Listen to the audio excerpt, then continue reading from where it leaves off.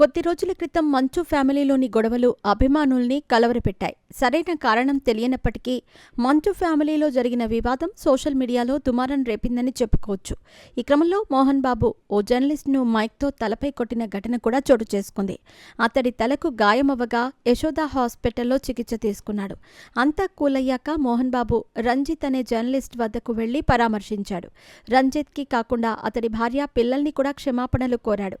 ఉద్దేశపూర్వకంగా కొట్టలేదని అన్నారు. తన వల్ల జరిగిన తప్పుకు క్షమించండి అని వేడుకున్నాడు.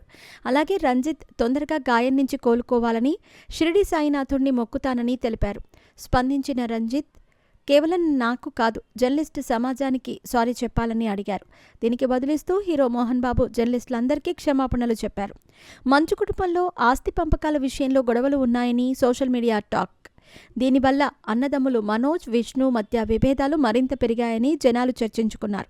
మంచు విష్ణు ఈ గొడవపై స్పందించి అన్నదమ్ముల మధ్య గొడవలు సహజమని, త్వరలోనే అన్ని సమస్యలు పరిష్కారమవుతాయని మీడియా ముందు ఓ సందర్భంలో చెప్పుకొచ్చారు.